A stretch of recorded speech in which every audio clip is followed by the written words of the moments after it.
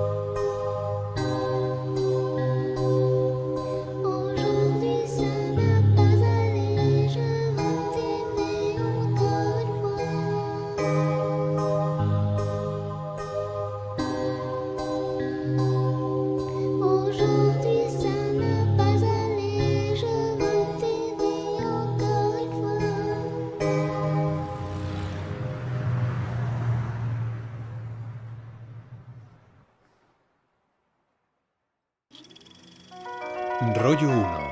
Prólogo.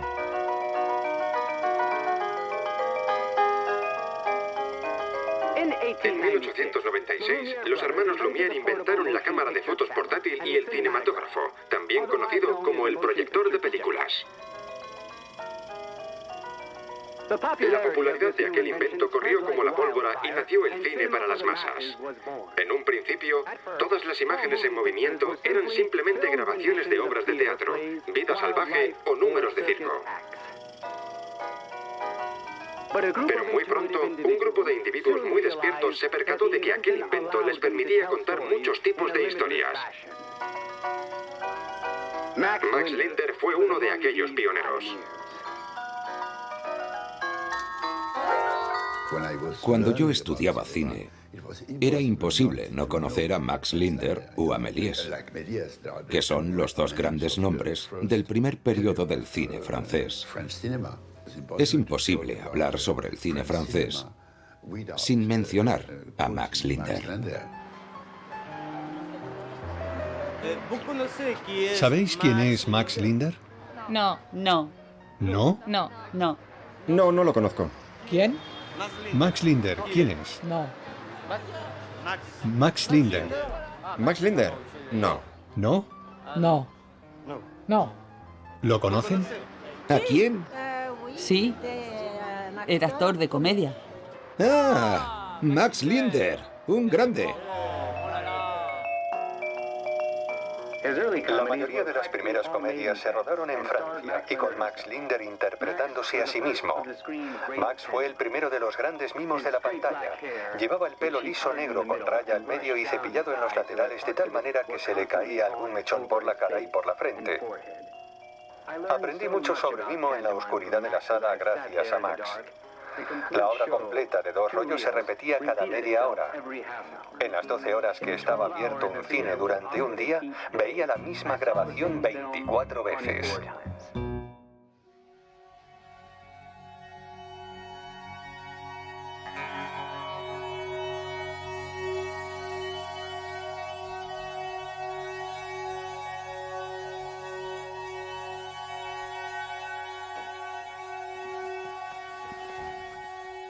Me llamo Maud Linder.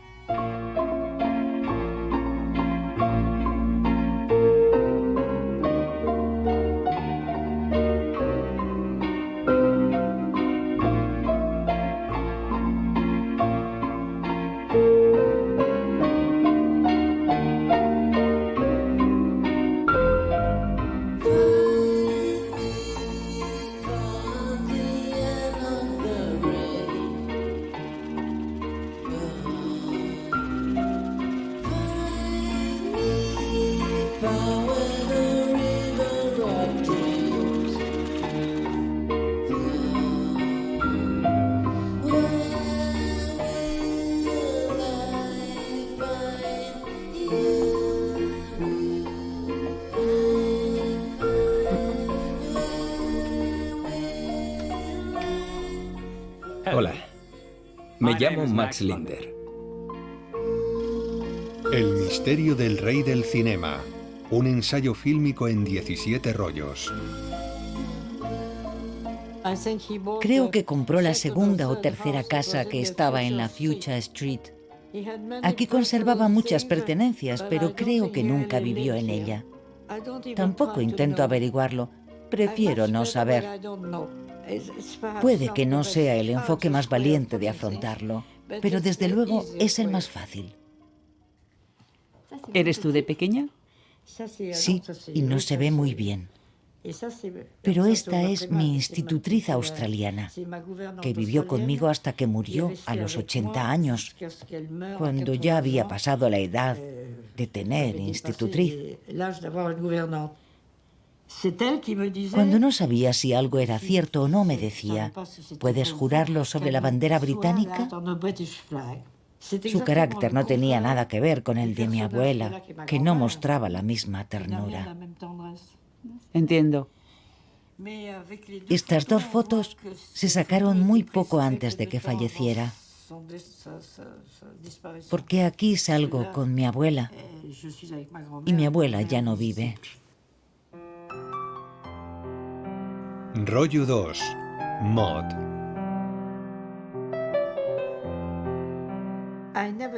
No llegué a conocer a mi madre, porque murió cuando yo tenía pocos meses. Mi abuela, por parte materna, tuvo varias institutrices que se marcharon diciendo: esta niña es imposible. Me marcho, no hay quien pueda con ella. Se referían a mí. Así que pusieron un anuncio que decía: se busca institutriz para niña imposible. Después de que se marcharan la primera, la segunda y la tercera, por suerte pronto llegó una institutriz australiana y lo ha sido todo para mí.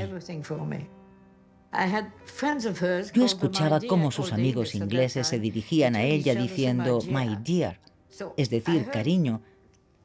Así que yo terminé pensando que se llamaba así, de la misma forma que alguien se puede llamar Helen. Así la llamé toda mi vida. Murió siendo my dear, porque my dear era para mí my dear, tal cual. Solo he tenido un my dear en toda mi vida. Rollo 3. Max. Cuando tenía 4 años, vi un espectáculo de marionetas. Desde aquel momento no dejé de soñar con el escenario. No podía quitarme de la cabeza la idea de convertirme en actor. El peinado me daba un poco igual, así que me enviaron a un conservatorio de música. Pero yo no quería estudiar música.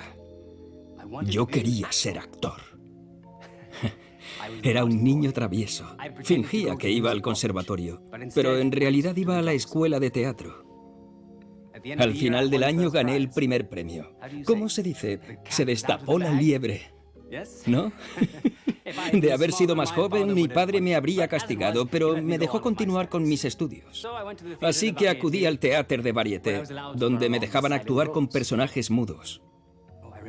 Recuerdo que una noche casi me muero de la envidia porque el tenor de un coro recibió una carta en la que los hermanos Pathé le pedían que cantara canciones al gramófono por 100.000 francos. Aquello hizo que me invadiera la rabia. Con 19 años me contrataron para interpretar los clásicos. Actué en Cyrano de Bergerac y en Los Noveleros. De ahí me marché a París, donde trabajé como actor de teatro. Y a continuación, me fui de gira por Europa. Rollo 4, de la escena a la pantalla. Empezó prácticamente como extra en las películas de Pathé. La gente empezó a verle. Entonces fue cuando él empezó a ganar cada vez más protagonismo, hasta que ya pasó, pues digamos, a protagonizar las películas y a dirigirse a sí mismo. Entonces, claro, llega un punto que tiene un éxito tremendo.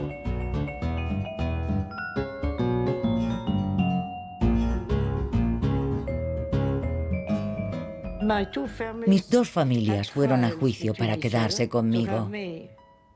Toda mi familia. La legislación francesa estipuló que me tenían que criar mi abuelo y mi abuela por parte paterna. Mi otra abuela se metía en juicios todos los años para que me quedara con ella y solía pasar con ella las vacaciones. Le tenía mucho cariño a mi abuela. Era muy joven y durante mucho tiempo para mí fue mi madre. A pesar de que sabía que era mi abuela, para mí era mamá. Ahora hablaré sobre la parte comercial de mi trabajo, porque se han publicado muchos rumores al respecto. Mi contrato inicial con Pathé me supuso un salario anual de 350.000 francos. Pero solamente mantuve ese salario 8 meses porque puedo ganar mucho más por mi cuenta. En mi última gira por Rusia gané 3.000 francos al día durante 3 meses. Y en mi próxima gira ganaré 120.000 francos al mes. Por supuesto que me lo merezco por mi trabajo como actor y mucho más, sin olvidar mis honorarios de cine. No solo creo la película de principio a fin, sino que también lo preparo todo con mi equipo. Soy el empresario, el director y el actor, todo en uno. No es una vida fácil. De hecho, es una vida muy complicada. Sabía utilizar su cuerpo perfectamente. Sabía patinar, sabía saltar, y lo demuestra en sus películas. No trabaja como Méliès o Did, con un guión perfectamente definido, cerrado de antemano y rodado cuidadosamente. Él no. Es probable que muchas veces improvisara, pero no por eso deja de ser un cine muy bien rodado.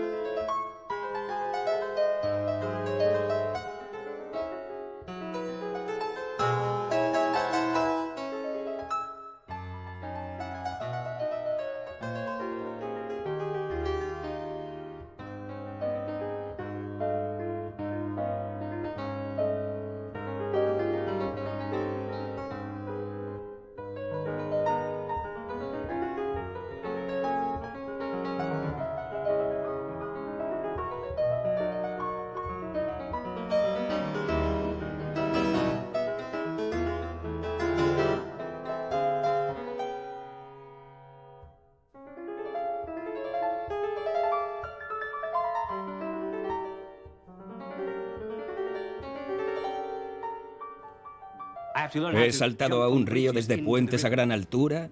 He tenido que aprender a volar un hidroavión en 2 días yo solo.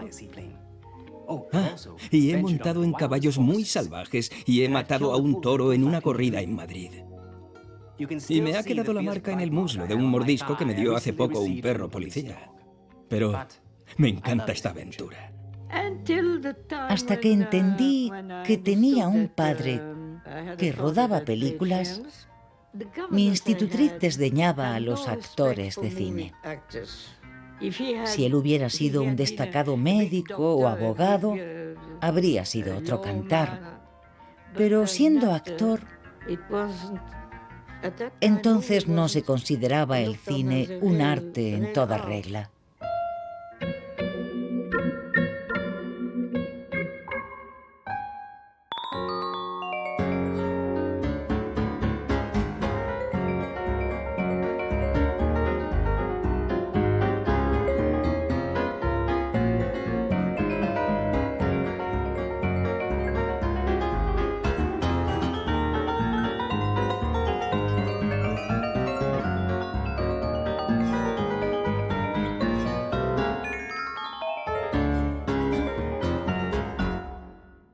Max Linder, que tiene un cine en París que lleva su nombre, amasó una fortuna inmensa. Por su último trabajo recibió un total de 10.000 libras esterlinas por trabajar 45 días y cuando falleció, en su bolsillo había un contrato que le garantizaba 15.000 libras esterlinas. Max Linder es la primera estrella de cine porque se hace muy famoso muy pronto, ¿no? Entonces dicen que es la primera estrella y además la primera víctima de su propia estrella.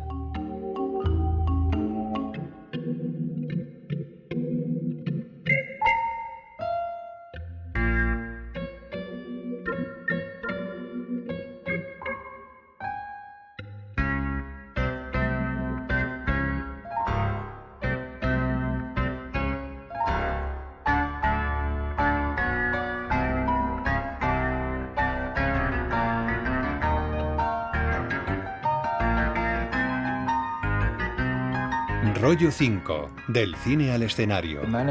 Apareció el director del teatro y dijo al público: "Lo sentimos, pero el señor Linder no ha podido venir.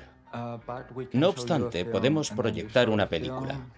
Y proyectaron una película en la que Linder parecía recibir una llamada de teléfono y se daba a entender que se había olvidado de su compromiso en el teatro.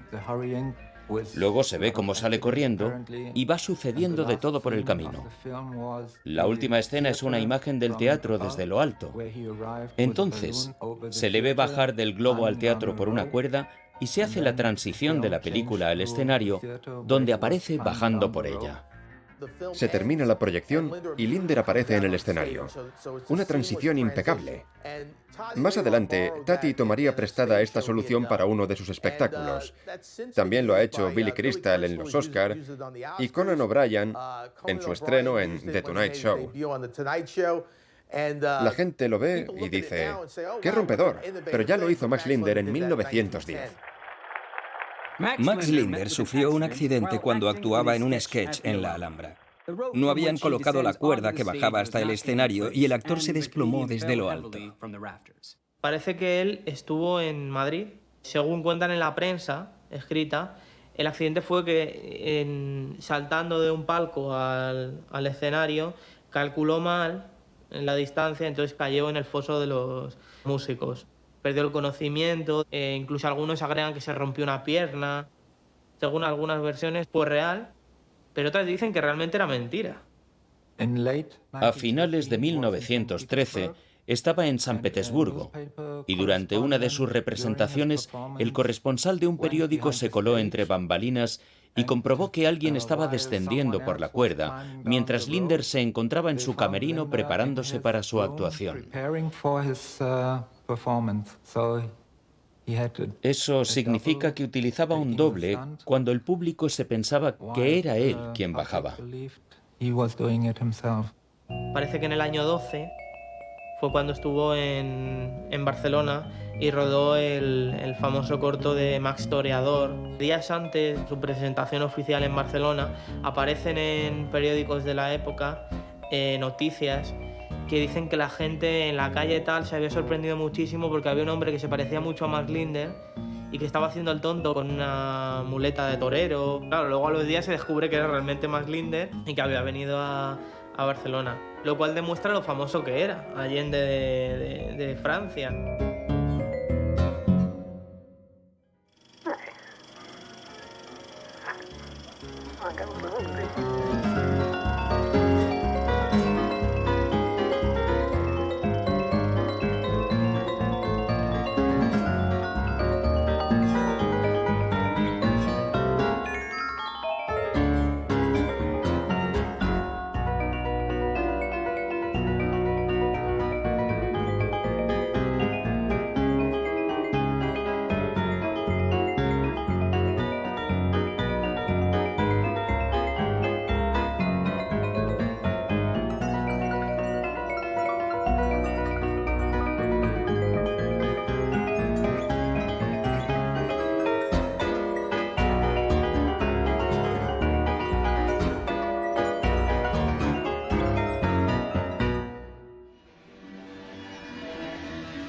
Rollo 6. Entonces llegó la guerra.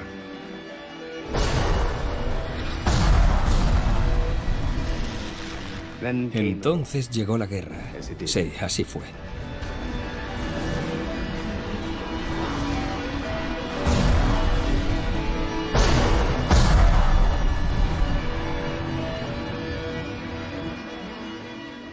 Ofrecí mi automóvil y mis servicios al Ministerio de la Guerra. No.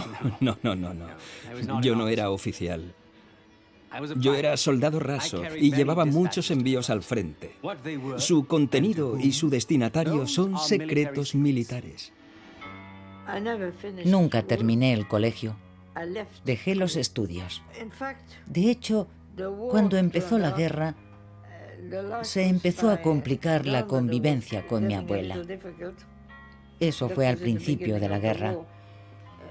La gente que venía del norte de Francia, donde estaban entrando los alemanes, venían para ponerse a salvo de la guerra contra el enemigo. Yo no podía colaborar con la Cruz Roja porque no tenía el diploma de la Cruz Roja, pero la Cruz Roja estaba encantada de contar con los jóvenes para ayudar con toda la gente que cruzaba Francia, porque era gente que no tenía casa o que estaba herida, por ejemplo. Se escuchó un disparo en la oscuridad. Yo iba conduciendo a 80 kilómetros por hora sin luces. Había pasado las trincheras y entrado en territorio enemigo. Mi compañero copiloto, porque siempre tienen que ir dos por si uno se queda por el camino para que el otro lo consiga, mi compañero se inclinó hacia adelante, sacudió los hombros y se quedó inmóvil. Yo no podía levantar las manos del volante para comprobar si estaba vivo o muerto. Había que realizar una entrega sí o sí. Sacamos del vehículo a mi camarada. Estaba muerto. Utilizamos palos y las manos para excavar un hoyo e improvisar una tumba para él. Esa es la fortuna de un soldado. ¿Ha muerto Max Linder? Max Linder, el célebre actor de cine, podría haber muerto en la batalla de Aisne. Hay ciertas versiones que dicen que 3 balas alemanas le atravesaron el pecho. Y Linder tuvo que llamar para obligarles a que publicaran otra vez que no, que estaba vivo. Max Linder no ha muerto. A principios de la semana pasada llegaron noticias del frente de la Gran Guerra que indicaban que Max Linder, el célebre actor de Pathé, había perecido en la batalla de Aisne. No obstante, unos informes posteriores han demostrado que el primer rumor era una exageración, como habría dicho Mark Twain. Max simplemente está mal herido y los pronósticos indican que dentro de poco volverá a la línea de fuego.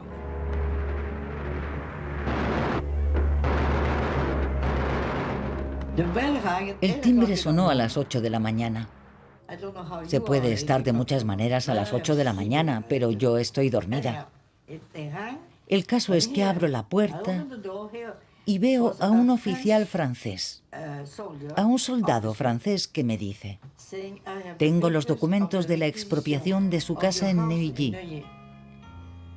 Eran las 8. Y por muy dormida que estuviera, mascullé: no.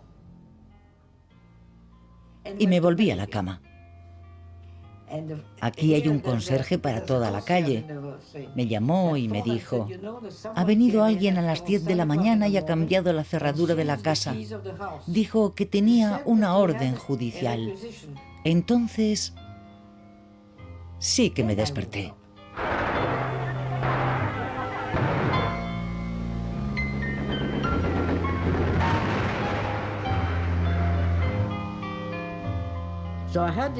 Así que metí en un camión vacío todos los muebles que tenía puestos en mi piso de Versalles y los traje aquí.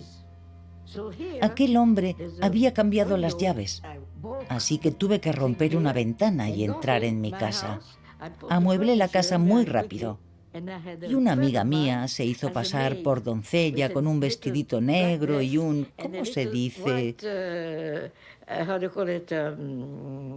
Tablier.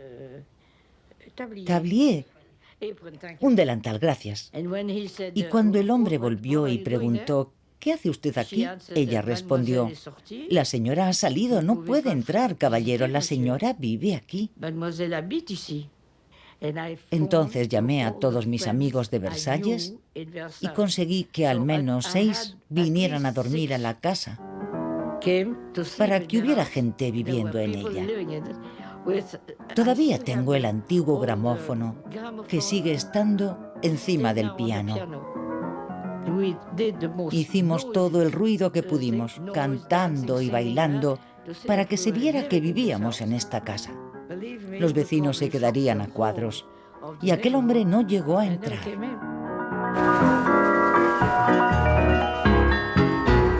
En la trinchera los hombres viven al día. Fuman en pipa o cigarrillos, o pasan sin fumar.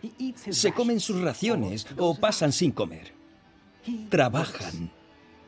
Sacan tiempo para divertirse y echarse unas risas. Bromean. Ponen a punto su bayoneta, limpian su pistola, cargan la boca del cañón y se mueren. Siempre igual. Así es la vida de un soldado. Dicen que él en las trincheras, pues que además animaba mucho a sus compañeros, porque como tenía el bagaje del circo y del teatro, pues que hacía monólogos, que hacía pantomima para ellos, ¿no? Y era como una especie de diversión.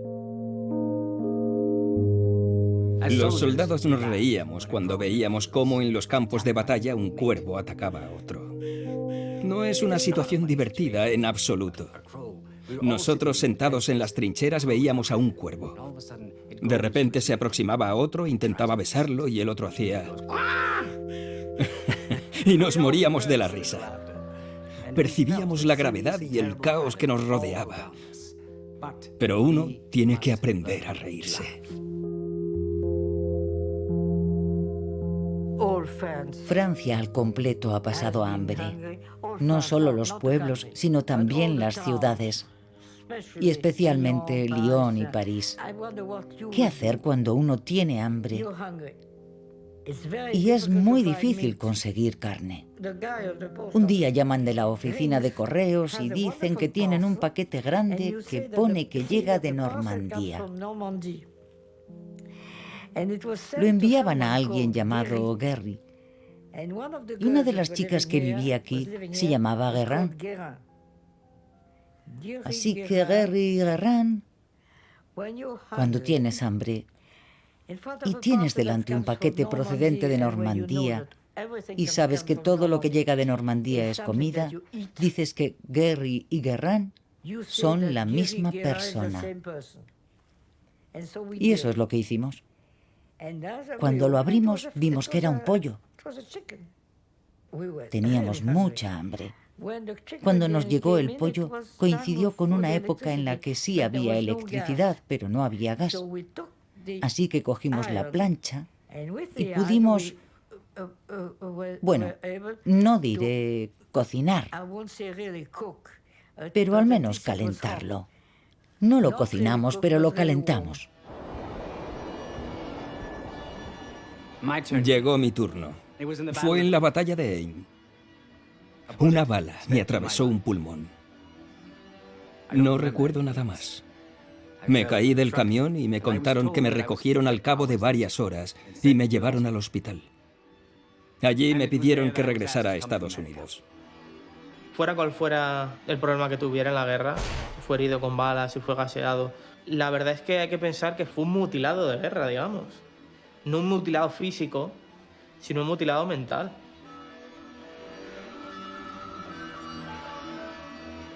Primero se menciona que había muerto de una pulmonía, luego que había muerto en el frente, cuando todo ello suena a algo amañado, un poco de propaganda. En realidad se le pone en una situación de heroicidad por presentarse voluntario en la guerra mundial, en fin, no sé si es muy creíble. Parece algo amañado, un poco de cara ya por entonces a la publicidad, para realzar su figura y sus obras probablemente en aquel momento, ¿no? A mí no me parece una situación un poquitín engañosa, ¿eh? ¿Quiere decir que me invento las cosas? Por supuesto que tiene que creerme. Cuando hablo digo la verdad. La precisión nos hace ser lo que somos y me hace ser quien soy. Soy preciso con lo que digo y con cómo lo digo. Rollo 7. Max se marcha a Estados Unidos. Estando en el hospital fue cuando recibió el contrato de Essanay. Obviamente Linder debía ser un poco inteligente y ver que las cosas en Europa estaban cayendo totalmente. Sabemos que el cine antes de la guerra era europeo y después de la guerra cine americano, ¿no? Y entonces pues firmó el contrato con Essanay. Sí, es cierto, me marcho, sí. Pero me da mucha pena irme. He firmado un contrato con los estudios Essanay para rodar 12 películas por las que recibiré 2 millones de francos. Podré elegir a todos mis artistas y tendré la última palabra sobre todos mis guiones. Max Linder, un actor del cine francés de una gran popularidad en el extranjero antes de la guerra, llegó la semana pasada a bordo del Spain y se marchó inmediatamente a Chicago, donde se pasó un año actuando en una serie de comedias de 2 rollos para los estudios Essanay. Max Linder viajó con 46 baúles, lo que refuerza su fama de dandy. En su primera película, titulada Max Comes Across, recogió algunas de las vicisitudes de su viaje a Estados Unidos. También hay hechos ficticios. La colisión del barco en el que el actor cruzó el Atlántico sí se produjo, mientras que el episodio del cambio de litera con su compañero de viaje y el traslado a cubierta a primera hora de la mañana contra su voluntad probablemente nunca sucedió. Max Linder es más que bienvenido en la ciudad. Trabajaré principalmente en Chicago, pero la Essanay ha sido muy amable y me ha confirmado que si por alguna razón no puedo vivir en Chicago, construirán un estudio donde yo diga. Rollo 8. Maud conoce a Max. Un día estaba yo en Versalles, delante de un pequeño cine, y vi que estaban echando 7 Years Bad Luck, de Max Linder. Yo sabía que se llamaba Max Linder. Es lo único que sabía de él. Me pasé varios días pensando, voy a ir a verla. No, no voy. Sí voy. No, no voy. No tengo nada que ver con ese hombre. No pienso ir. A fin de cuentas es tu padre. Tienes que ir y afrontar la situación. Y la afronté. Así que fui y hablé con la mujer que estaba allí. Me sentí como si estuviera diciendo que era la hija del asesino más cruel de la historia. Lo confesé. Dije, me gustaría entrar porque es mi padre. ¿Quién es su padre? Max Linder. ¿Cómo dice? Max Linder. Y todo el personal se giró hacia mí. ¿Dónde quiere sentarse? Necesita... Fue la primera vez que constaté que para algunas personas Max Linder era alguien conocido. Empezó la película y pensé, qué divertida. Esto no tiene nada que ver con lo que yo sabía de mi padre. Nunca lo había visto en una pantalla de cine, así que no podía imaginarme cuál sería su aspecto. Por suerte, no era vulgar. Era atractivo. Tenía mucho encanto y una sonrisa muy bonita. Sin pensar que era mi padre, adopté a aquel hombre porque me pareció encantador.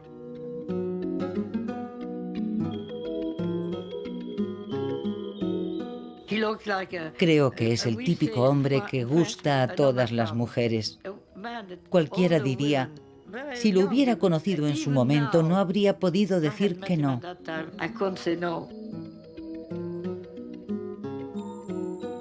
No adopté a mi padre, pero sí a Max. No es que yo sea un galán, sino que ellas me ven como tal. Es duro. Me paso la vida huyendo de ellas. Acudo a mis estrenos y se me echan todas encima.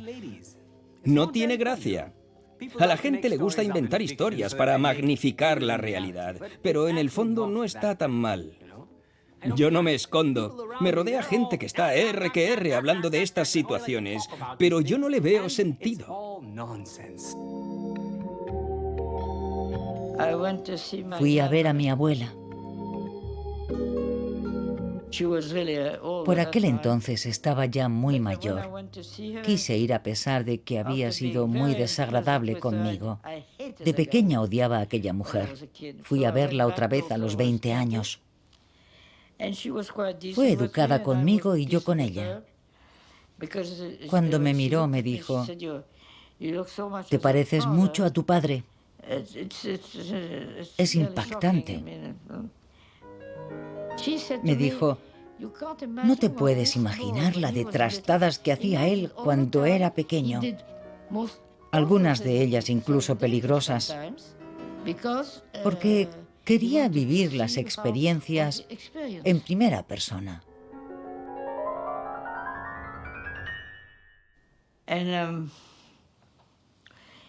Es la única vez que vi cómo era ella. Ella habló conmigo y yo con ella. Nunca volví.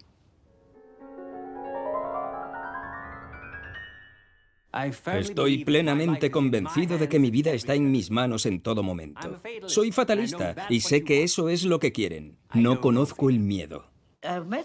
Una vez conocí a alguien que me dijo, «Es usted la hija del hombre que me ayudó cuando llegué a París procedente de Burdeos, la hija de Max Linder. Acabo de fundar un periódico que se llama Ópera. ¿Qué puedo hacer por usted? Si quiere escribir, tiene que aparecer el apellido Linder». Le dije que nunca había escrito un artículo en toda mi vida. Me respondió, «Algo me dice que podrá hacerlo». En aquel momento me pidieron que firmara como Maud Max Linder. En cuanto pude me quité el Max, aunque una sea hija de su padre también es una misma. Solo eres la hija si firmas Maud Max Linder. Pero si dices Maud Linder, eres tú misma.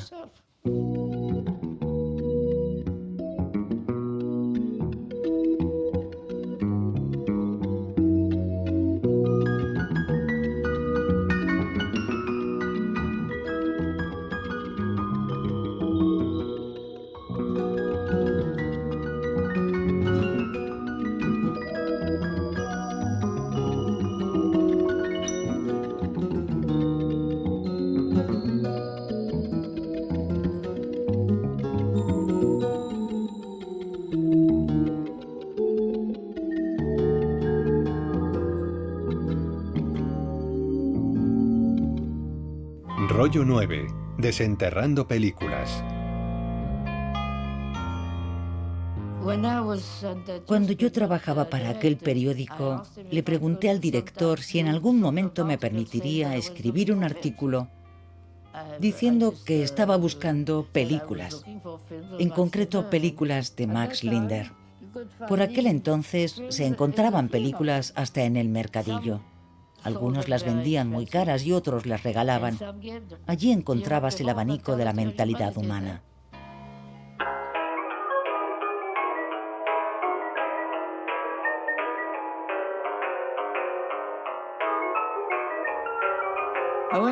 Para empezar fui a Pathé porque un amigo me dijo que él había rodado para Pathé. Allí conocí a un tal Laporte, que me dijo que quería que hiciéramos con las películas de Max Linder. Son de hace mucho tiempo, ya no conservamos películas de Linder. Probablemente ni siquiera sabía si las tenían o no, pero le daba igual.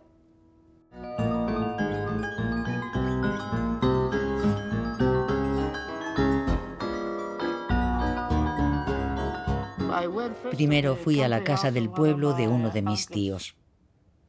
Mi tío fue mi tutor cuando yo era pequeña. Le pregunté, ¿has encontrado películas de mi padre? Y me respondió, no, ya no existen.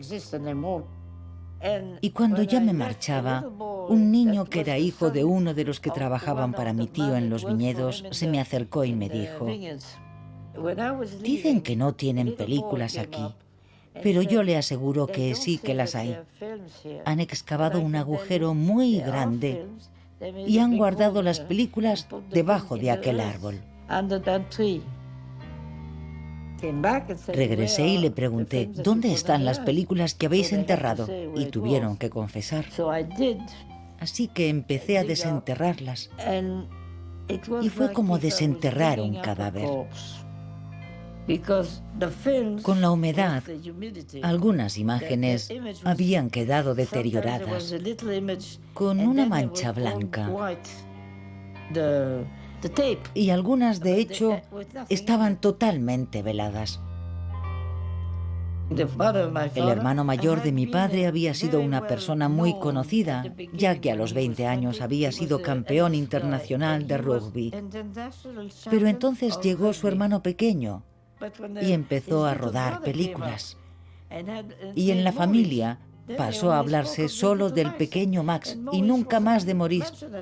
Así que le entraron los celos. Creo que es peor destruir la creación de una persona que matarla.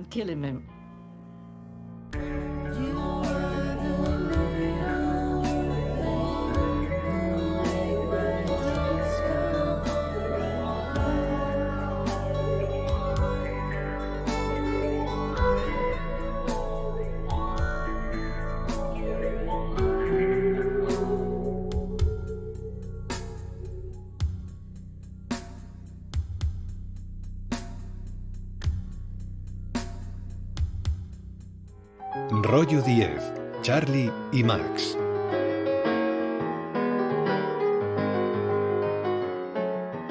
Chaplin tuvo la decencia de decirme que mis películas le habían inspirado para hacer las suyas. Fue muy amable por su parte, pero he de decir que fui yo quien tuvo la suerte de haber aprendido un par de lecciones de Chaplin. Max Linder llegó allí, claro, para sustituir a Chaplin. Yo imagino también porque el propio Chaplin habría mencionado alguna vez que era Max Linder, había sido su maestro.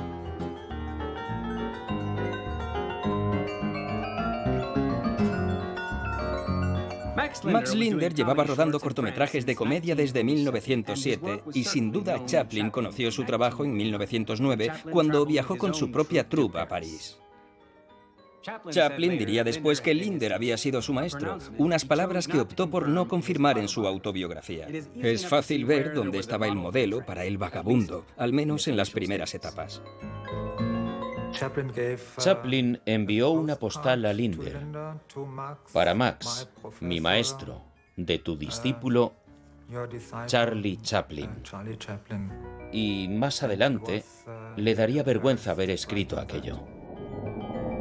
Sobre lo de que Chaplin no cite a Max Linder, yo creo que es que hay un problema muy grande con Chaplin. Muchas veces no se ha separado al Chaplin persona con el Chaplin personaje. Pero el Chaplin, cuando conoces su vida y todo eso, ves que era una persona con bastante ego. Cuando haces esta separación te das cuenta de que tal vez no citó a Max Linder por ego. Porque no le interesaba citar a Max Linder como no le interesaba citar a cualquiera de los que trabajó con él.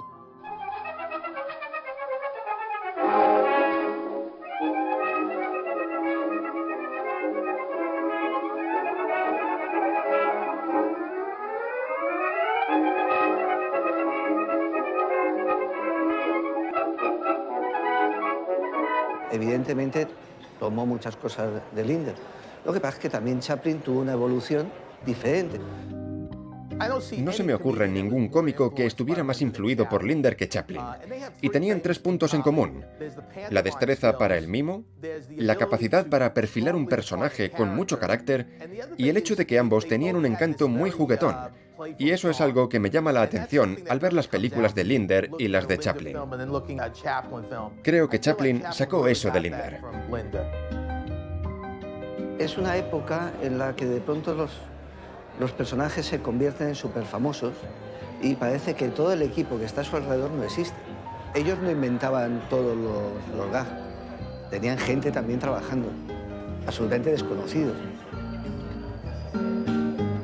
Lo que estabas vendiendo era realmente un nombre que se convertía en algo vendible. En ese sentido, era muy normal que la gente se olvidase de las aportaciones de otros.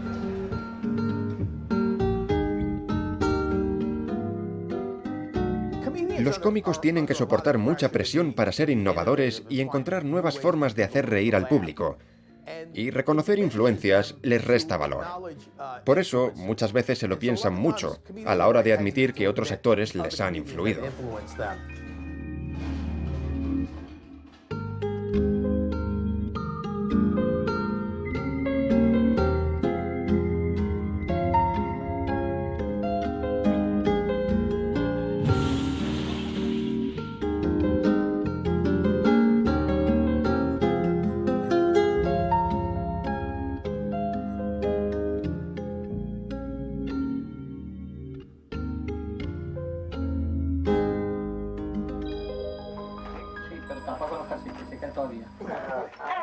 No se mueva, no se mueva. Me hace cosquillas. Es el cable. ¿Le hacía cosquillas, Oh, no. Me hace cosquillas. Y no le gusta que le hagan cosquillas. No.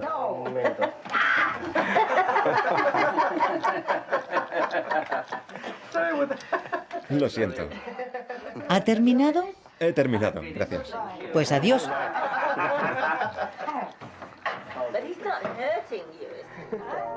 Rollo 11. La sala de montaje. Tendrá que llamar a su amiga, la editora, para ver cuándo podemos ir a la sala de montaje. Ah, la llamaré. Pediremos a esta mujer que venga. Si hay algo que me parece atractivo hoy para la gente son las películas. Y hoy ya no se ven películas. Y la mujer que vendrá mañana a la sala de montaje es una de las 3 o 4 de un total de varios cientos de montadores en París que sabe manejar una 35 milímetros sin romperla.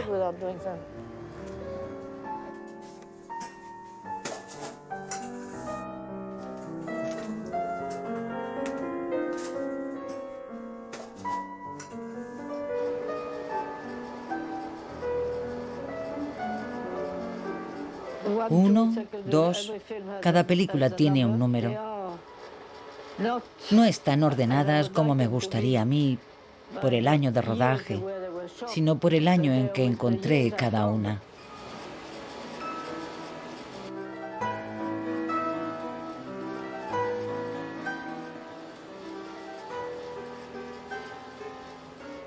Es del principio, de cuando era actor. La historia de su primer rodaje con Charles Pathé. Se ve a todo el mundo trabajando con Charles Pathé. Es el principio de Le début de Max au cinéma. A la derecha está Charles Pathé. Sí, es Charles Pathé. Y el otro es su hermano. No puedo confirmarlo, pero sé que el primer hombre con el que ha hablado es Charles Pathé. Muy bien. ¿El mismo? Él mismo, sí. Muchas veces, cuando quieres hacer un montaje, conversas sobre lo que está pasando en la pantalla. No puedo hacerlo delante de nadie porque parecería tonta. El caso es que cuando estoy a solas con la pantalla, hay algo ahí, hay una especie de conversación. Es una sensación curiosa. Y sí, se me vienen algunos recuerdos a la cabeza que tengo que salir de la sala de montaje. Si me dejo llevar demasiado, resulta imposible. Mi madre era muy joven. Falleció demasiado pronto. Let me tell you, girl, all the love I feel for you. You're my only drug. Could I sleep with you? And we'll dream together. Look into the moon. We'll be you the one. Baby, you and I. Since I share with you all my dreams and all my kisses, my life has changed so much. Tiene una manera de actuar muy natural. Rollo 12. Max actor. Si uno observa lo que rodaban otros en aquellos tiempos, comprobará que es todo muy teatral. Y por entonces en el teatro se declamaba de una manera muy poco natural. Es el contraste, monsieur. Es el cambio repentino de la tristeza a la alegría. Eso es el humor en su máxima expresión. Es el cambio de las lágrimas a la risa.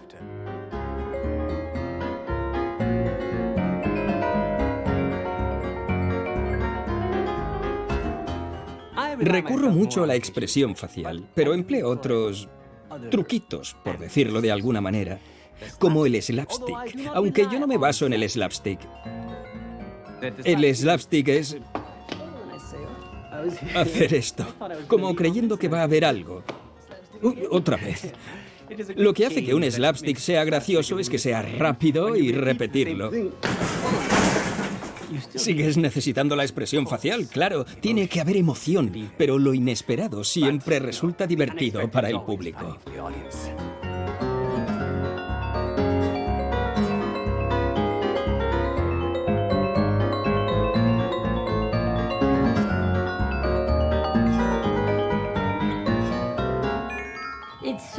En aquellos tiempos, sobre 1906, es uno de los primeros actores que actúa para la cámara, como si estuviera viviendo su propia vida. No era teatro filmado, sino que él estaba viviendo algo y tenía la cámara delante. Y creo que esa fue una de las razones que explican su éxito entonces.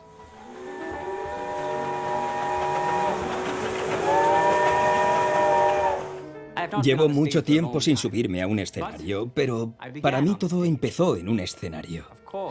No cabe duda de que el escenario es algo importante, pero el teatro y el cine son dos realidades muy distintas. En el escenario uno depende más de la voz o de la presencia, o también en que el guión incluya una interacción ingeniosa, que tenga humor. Depende más de tu personalidad. En la pantalla uno tiene que pensar más. Para alcanzar el éxito en la gran pantalla uno tiene que pensar en el proceso. Dependes principalmente de ti mismo y de tus propias acciones. No es tanto cuestión del guión, sino de cómo consigues expresar tus ideas y de cómo expresas tus emociones.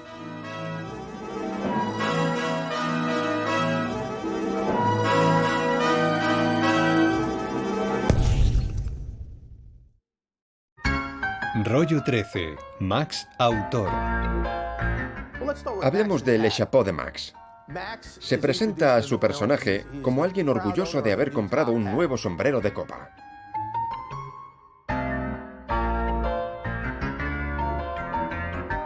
Lamentablemente destroza varios sombreros de camino a una cena para festejar un compromiso.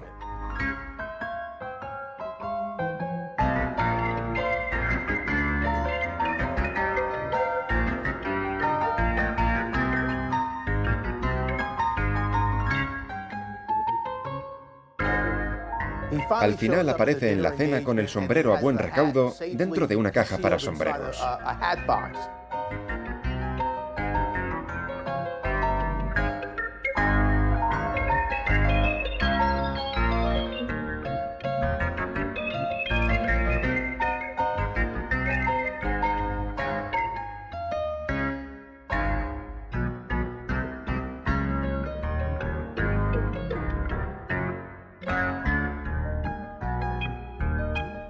Este es uno de los típicos viajes emocionales de Linder.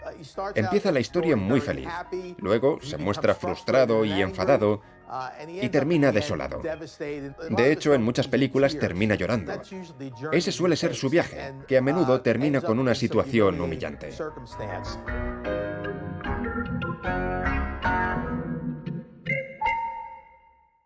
Max Linder introdujo en el cine muchas rutinas teatrales. Y la rutina de La Farola era una vieja rutina teatral. Hay otras muchas que tuvieron su génesis en sus películas. Creo que hay muchas rutinas que se pueden encontrar en las películas de Linder que evolucionaron a lo largo de los años y se convirtieron en películas de otros cómicos.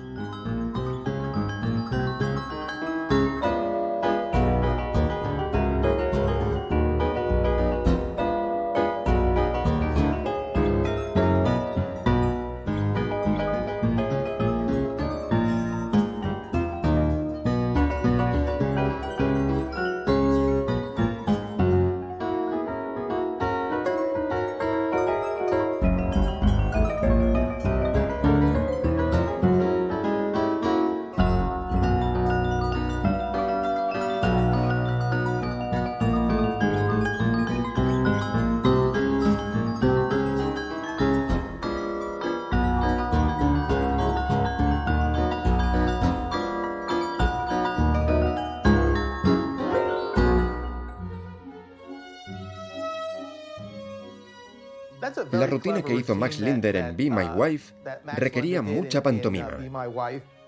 De hecho, su destreza como mimo era uno de sus puntos fuertes. Está oculto parcialmente tras una cortina en la entrada de una casa y finge que se está peleando contra un intruso. Él interpreta a los dos. Se interpreta a sí mismo y al intruso. Emplea trucos de todo tipo para que la gente se crea que hay dos personas tras la cortina.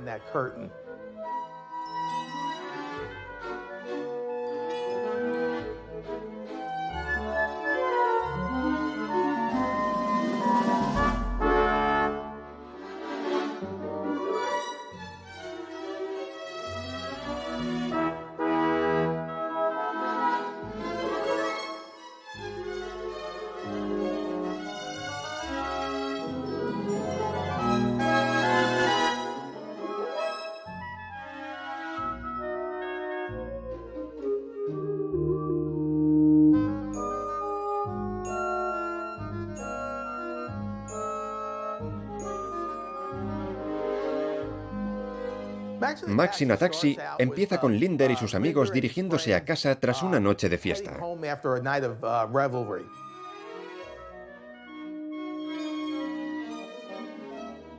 Se suben a un carro de caballos. Max engancha al caballo, pero como está borracho, lo engancha al revés, con lo que el caballo tira del carro al revés. Esto se consiguió a través de una fotografía inversa, pero no se nota para nada. Parecía muy simplón y muy exagerado, pero ese no era el objetivo de Linder.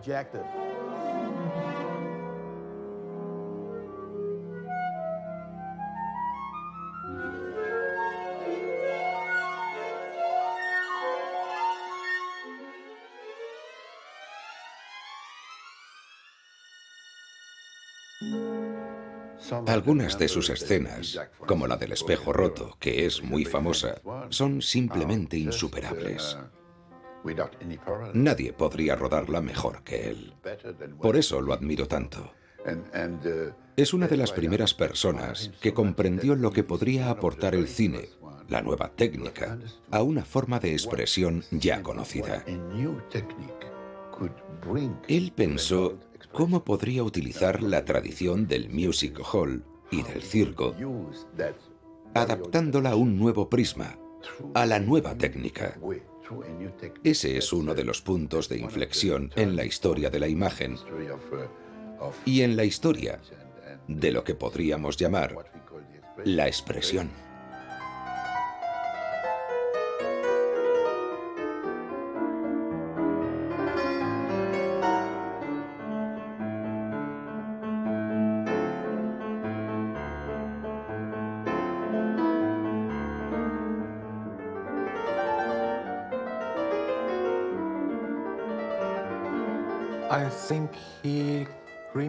Hizo muchos remakes de sus trabajos. Le permitían escribir y dirigir sus películas, así que empezó a rehacer algunas de ellas, probablemente porque pensaba que podía mejorarlas.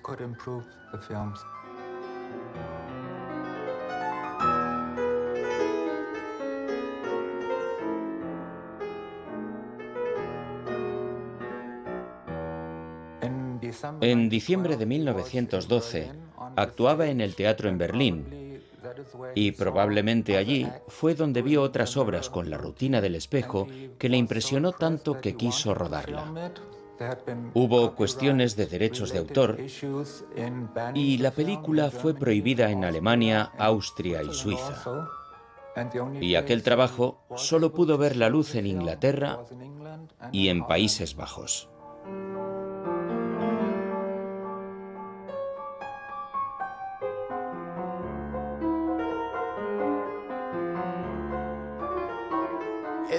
Por aquel entonces, todo el mundo hacía remakes. Las películas de Linder eran más largas que las de otros, y eso le permitía revisitar algunas situaciones y ampliarlas, algo que solía hacer. Pero siempre incluye algún cambio, y nunca tienes la sensación de estar viendo la misma película dos veces.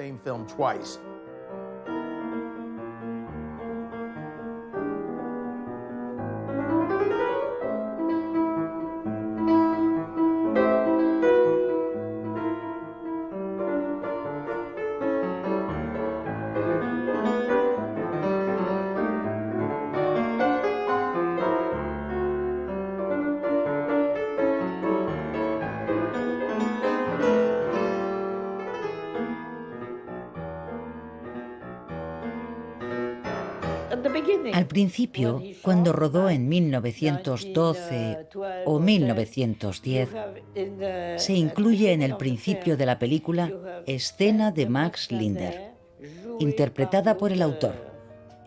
Es decir, él mismo confirmó que era el autor de sus películas.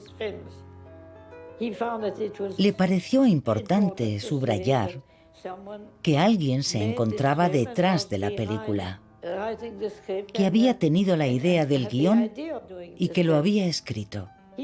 Fue el primero al que se le ocurrió la idea de crear lo que hoy en día sería una sociedad de autores, en la que se incluye a alguien que rueda una película y a alguien que escribe un libro. Creo que fue una de sus mejores ideas. El cine es mi vida. Sí, trabajo sin descanso y lo que hago es muy complicado. Trabajo todos los días de mi vida. Nunca me cojo vacaciones. En parte me define. Desde que empecé, nunca he parado.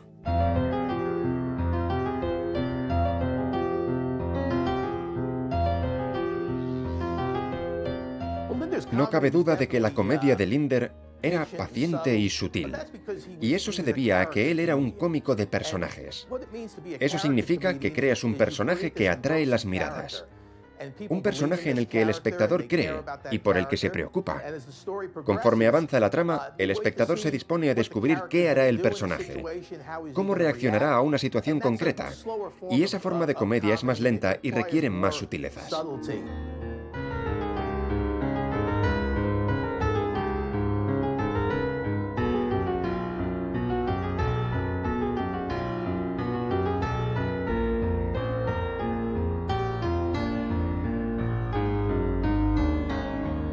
Rollo 14, de Chicago a Los Ángeles. Linder cae enfermo y deja de trabajar. Debido a su enfermedad, George K. Spur, presidente de Essanay, ha anunciado que se pospondrán indefinidamente los futuros estrenos de las películas del famoso cómico. El señor Linder sufre las complicaciones de una herida sufrida durante la guerra, y los médicos más destacados de la costa del Pacífico le han ordenado que por ahora abandone el ambicioso programa al que se sometía para la grabación de sus comedias. Tuvo que soportar temperaturas gélidas durante sus rodajes en Chicago, y cuando empezó a trabajar en la tercera película, volvió a caer muy enfermo, y decidieron trasladar la producción a Los Ángeles.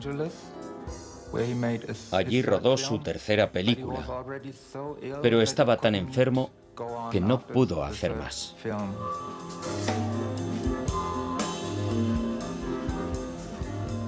Probablemente la situación de Essanay fue un factor que también influyó.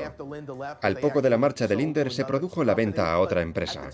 La razón que se dio cuando se marchó fue que había contraído una neumonía doble y que se había ido a Francia a recuperarse. Y se cree que esa fue la razón principal por la que se terminó su relación con la compañía.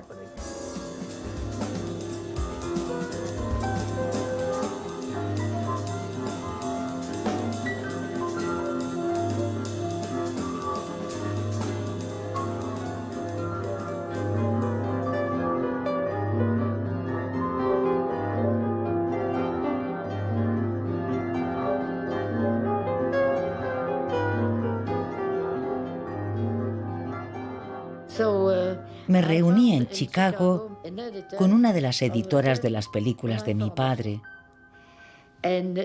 Y esa mujer me dijo, era terrible. Y yo dije, ¿perdone? Bueno, no terrible, pero quería que las escenas fueran muy cortitas, demasiado para mi gusto. Quería que todo fuera rápido, rápido.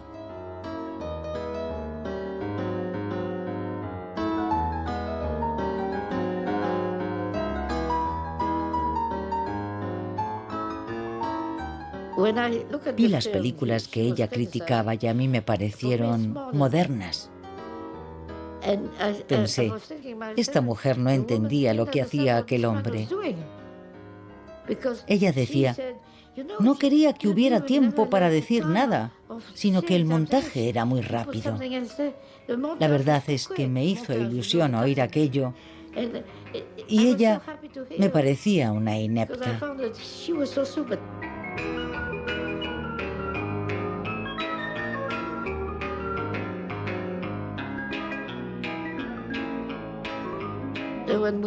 Y cuando mencioné la película de la que estábamos hablando, comprobé que la mujer no entendía nada de lo que había hecho con ella. La entrevista con aquella editora en Chicago fue rara. Max Linder se marcha a Francia. La reputada estrella de cine regresa a su país para un reposo absoluto. Al parecer, sus películas no estaban gozando de mucho éxito, lo que quizás sirvió para adelantar su regreso a Europa. Se consideraba que, en el fondo, sus películas eran películas francesas, porque él invertía su dinero en ellas, y él obviamente era francés. Y algunas de sus películas recibieron críticas condenatorias.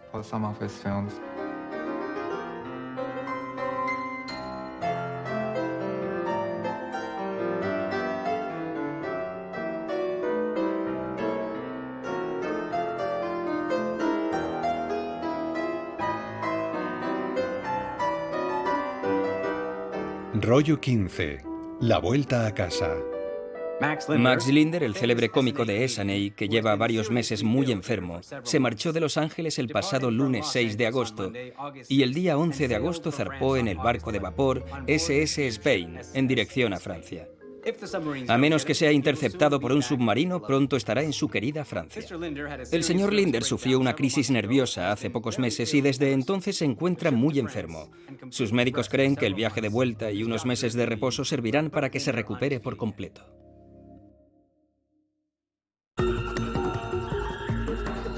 La Primera Guerra Mundial cambió la capital del cine, que pasó de Francia a Estados Unidos.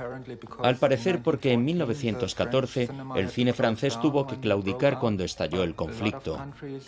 Muchos países necesitaban películas nuevas, así que Estados Unidos entró en escena, algo que no se pudo revertir al final de la guerra. La guerra termina con la Belle Époque. La Belle Époque había sido la base para la comedia de Linder, ¿no? Era reírse del aristócrata de la Belle Époque. Linder parece que ya no empieza a cuadrar, que deja de gustar y aparte de gustar al público estadounidense, pues ya deja también en Europa de tener el mismo aprecio, ¿no? La gente había pasado una guerra, no estaba para reírse.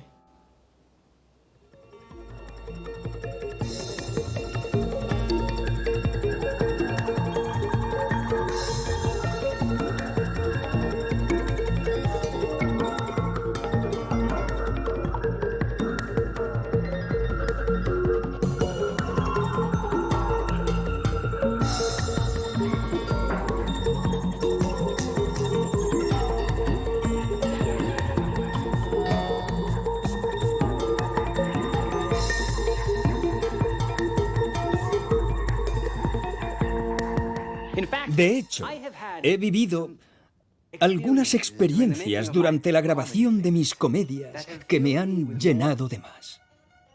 ¿Qué ha sido eso? ¿Y esa música? ¿Bailamos?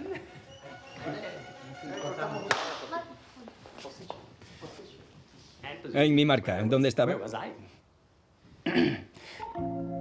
De hecho, he vivido algunas experiencias durante la grabación de mis comedias que me han llenado de más pavor momentáneamente que las vivencias en el campo de batalla.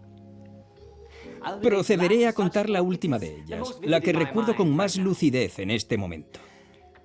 Concebí el guión de lo que se podría denominar un thriller para mi tercera comedia con Essanay, Max in a Taxi.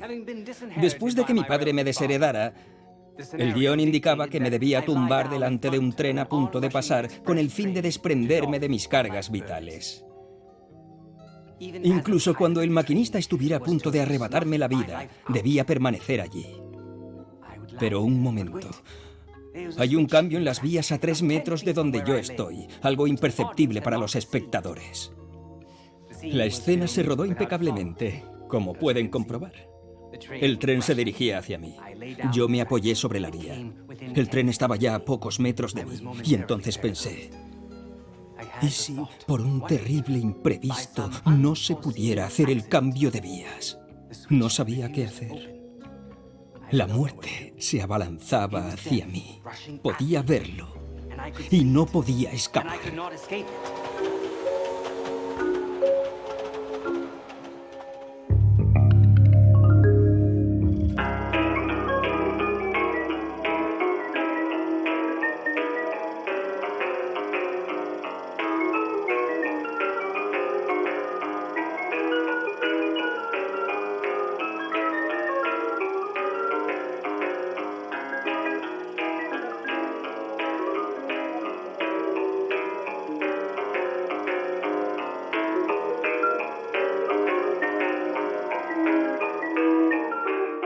Rollo 16. Amor y muerte. Max Linder, destacado cómico francés que anteriormente trabajaba en Essanay en Chicago, ha desaparecido. Hace unas semanas se envió una alarma general, pero a pesar del notable esfuerzo realizado por la policía de todas las capitales europeas, no se ha dado con su paradero. Siguiendo las órdenes de las máximas autoridades francesas, la policía ha tratado esta cuestión con total discreción. Una joven de 17 años, hija de uno de los principales cargos de París, que se había fugado con Max Linder, regresó a París hoy con su madre y el inspector de policía, Rousselot. El actor, con 9 baúles en los que había 115 trajes y 45 pares de zapatos, ha sido detenido esta misma tarde. Los detectives encontraron a Linder y a la joven en el principal hotel de Niza. Los turistas en las habitaciones contiguas pudieron escuchar cómo la policía amenazaba con echar la puerta abajo y confirman que la joven gritó de miedo y sorpresa al ver a su madre. No se espera que se tomen medidas legales, ya que la legislación francesa no interfiere en estos casos a menos que los padres interpongan una denuncia.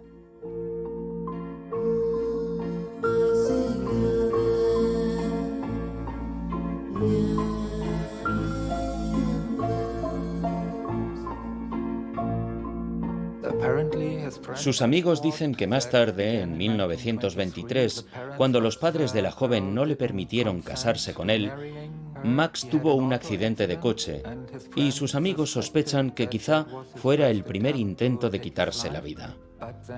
Pero luego desapareció con la chica y la policía empezó su búsqueda. Cuando los encontraron en Niza, los padres finalmente accedieron a que se casaran.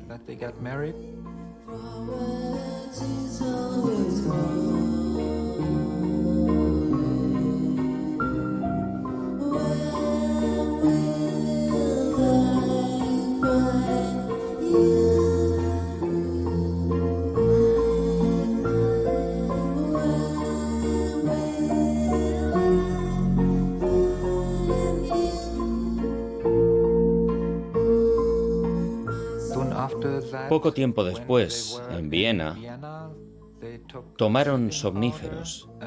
Dijeron a la prensa que lo habían hecho accidentalmente, pero sus amigos sospechan que quizá aquel fue el segundo intento de suicidio. Un día le dije a ella, nunca me respondes cuando te pregunto qué hizo mi padre. Y mira que es fácil, ¿qué hizo? Me respondió, creo que ya tienes edad para saberlo. Tu padre vio que era libre para poner fin a su vida, porque sabía que tú ya eras mayor y fuerte y podrías vivir sin padre.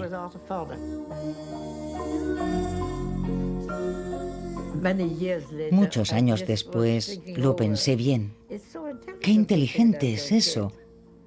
Decirle a un crío que ya es mayor y fuerte. ¿Cómo puedes ser débil frente a una mujer a la que admiras mucho y que dice que eres mayor y fuerte? Así que tuve que ser mayor y fuerte.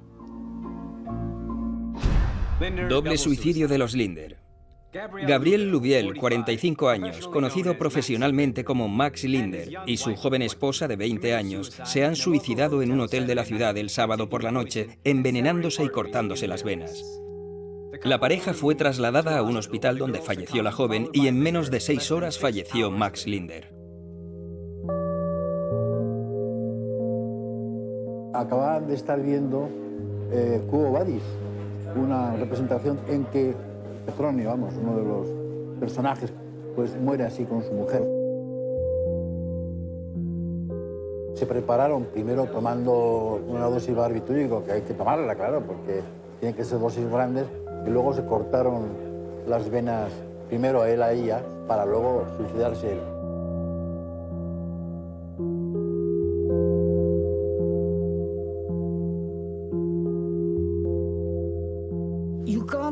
No se puede decir que mi padre fuera buen padre. Mi padre fue el peor padre que uno se puede imaginar. No se puede pensar en un hombre que tiene un hijo, mata a la madre del crío, se suicida y deja a su hija sin padre, sin madre y con toda la responsabilidad. Imposible que haya un padre peor. La niña tenía 15 meses cuando se suicida al padre y en efecto no es un suicidio altruista, no es un suicidio en caliente. Una cosa planificada, enormemente egoísta, ¿no? Dejando detrás una niña pequeñita. Mi madre me salvó. Podríamos decir que me salvó al enviarme a Suiza, pero murió con él. Se conserva una carta que dice: no quiero morir, si muero es contra mi propia voluntad. Él se volvió loco.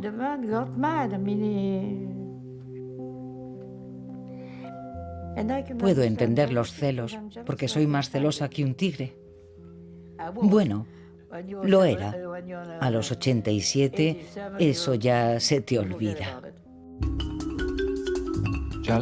Los celos son algo en lo que suele haber consenso, pero no en quién era más responsable de los celos.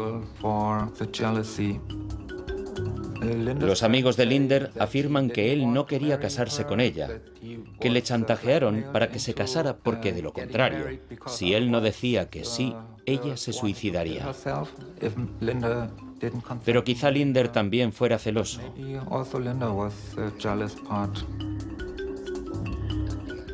En su momento no se dijo, pero un par de años más tarde, cuando hubo una disputa sobre la custodia de la niña, apareció una carta que él envió a su madre o a su padre en la que decía: pensaba que la chica con la que me casaba era un ángel y ha resultado ser un monstruo.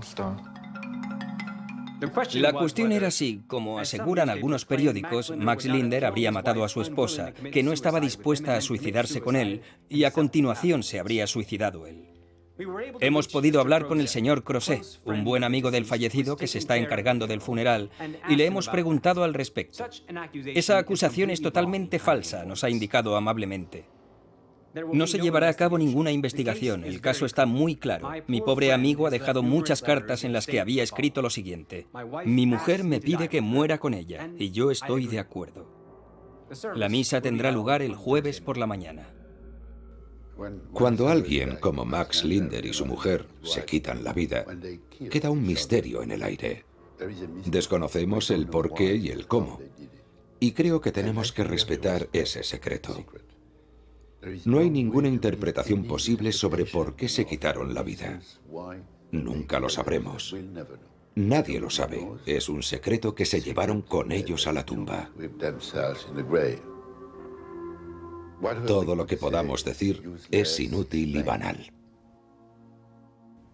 Rollo 17. Epílogo.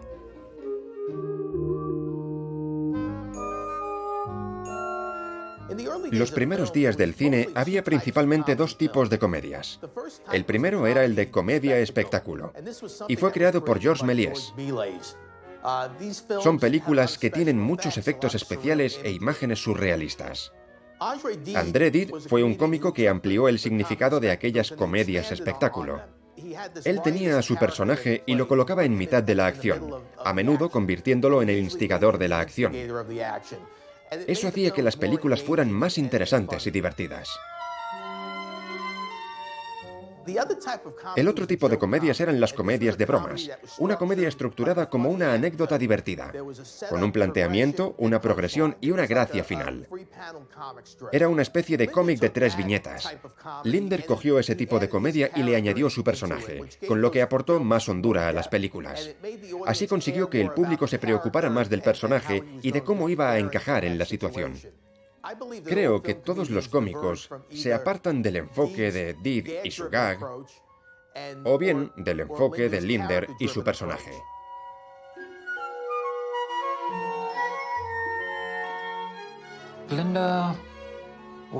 Linder fue el primero en rodar películas más adultas.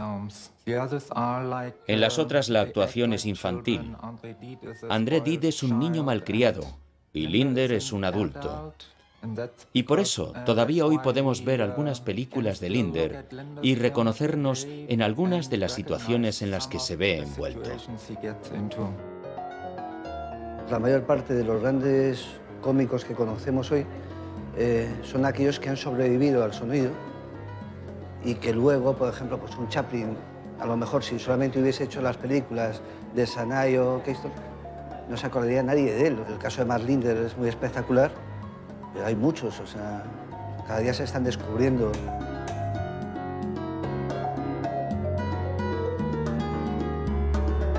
A lo mejor si Max Linder hubiera seguido vivo, otro gallo hubiera cantado.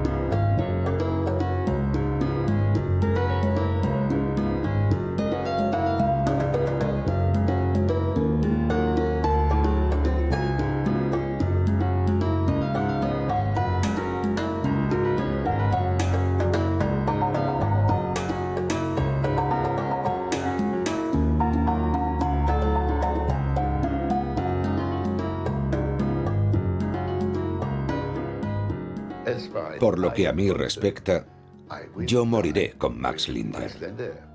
Linder forma parte de mi vida. He visto sus películas no sé cuántas veces y las disfruto enormemente. Fue el primero en ser, al mismo tiempo, autor y cómico. Representaba sus propias ideas. La gente cuando ve sus películas ahora no entiende que él fue el primero. Creen que copió lo que han visto hace unos años, pero eso que han visto fue sin duda después de lo que él rodó.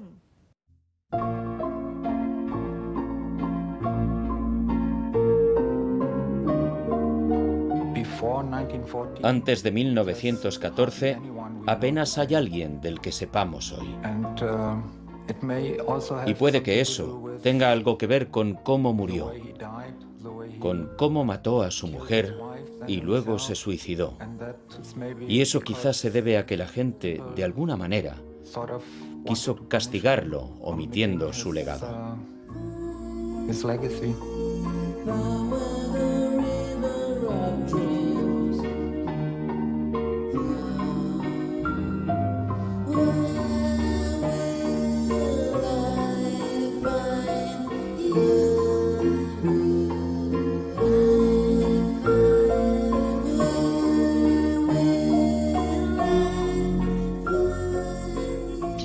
Dijo, ¿sabes? Tenías 16 meses cuando murió. Y ella empezó a cuidarme cuando yo tenía unos 3 años.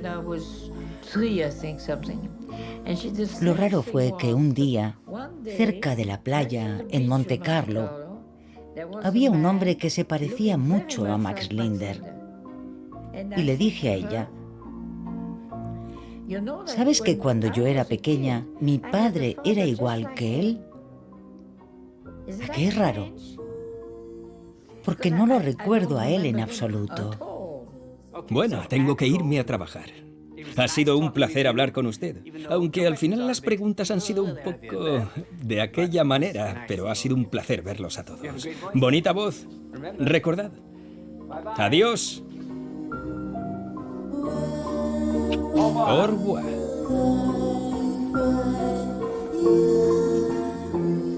A trabajar, trabajar, sin parar. Tras el suicidio de Max Linder, su legado cayó en el olvido. Maud Linder encontró más de 120 películas en 70 años de búsqueda. Las películas de Max resultan tan frescas y divertidas hoy como hace 100 años. Su genio y su ingenio siguen brillando a través de esos rollos que pasaron desapercibidos durante un siglo.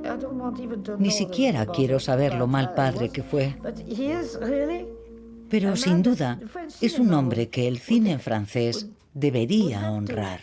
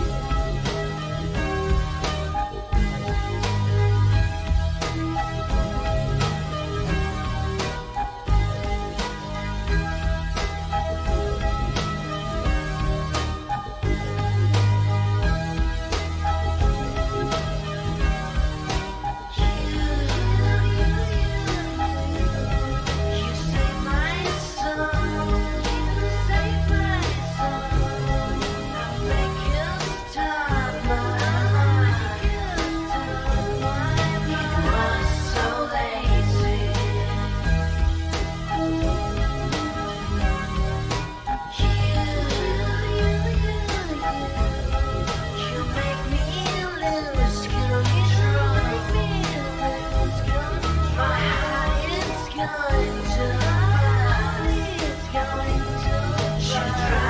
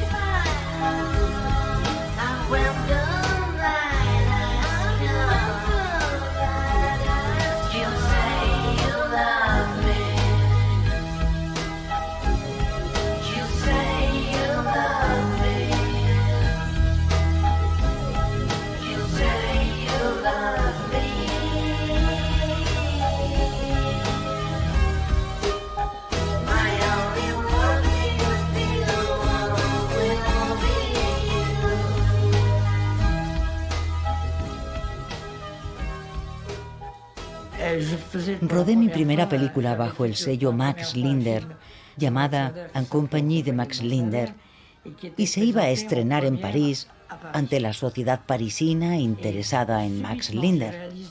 Y de repente, hacia las 3 o 4 de la tarde, me doy cuenta de que no podía presentar la película sin acudir antes a la tumba de mi madre para hablar con ella allá donde esté.